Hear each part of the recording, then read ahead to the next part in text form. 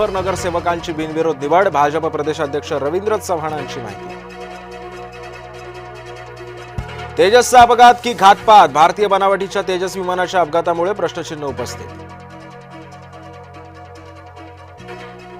ज्यांना या निवडणुकीमध्ये थांबावं लागलं त्यांना मी दुसरीकडे ऍडजस्ट करेन, अजित पवारांचं बारामतीकरांना संबोधन करताना आश्वासन।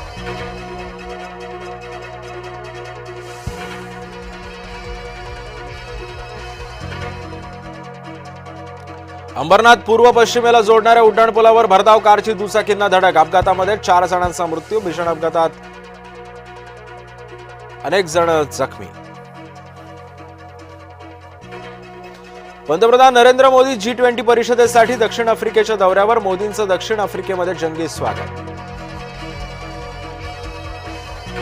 राहुल गांधींना सावरकर बदनामी प्रकरणी मोठा दिलासा, नाशिक जिल्हा सत्र न्यायालयानं खटल्यातील बारकाव्यांवर बोट ठेवत खटलाच केला रद्द।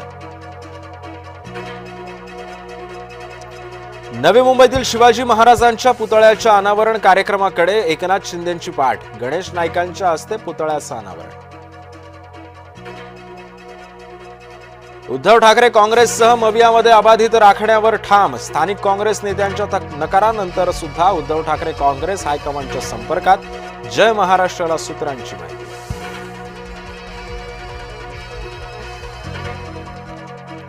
राज्यातील नगरपंचायत नगर परिषदांसाठी उमेदवारी अर्ज मागे घेण्याची मुदत संपली, आता उमेदवारांच्या अंतिम यादीची प्रतीक्षा।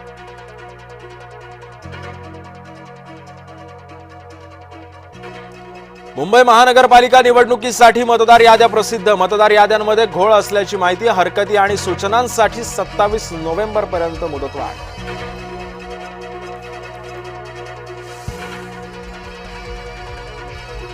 निवडणूक आयोग सत्ताधाऱ्यांच्या कार्यालयामध्ये काम करतं, आम्ही हरकत घेणार, पण निवडणूक आयोग कारवाई करणार का? आदित्य ठाकरेंचा निवडणूक आयोगासह भाजपवर हल्लाबोल।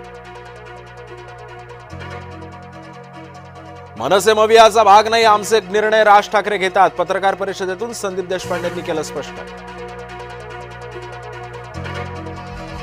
शरद पवारांचा काँग्रेसच्या नेत्यांना फोन, मुंबई महानगरपालिका निवडणुकीसंदर्भात सोमवारी किंवा मंगळवारी होणार बैठक, सूत्रांची माहिती।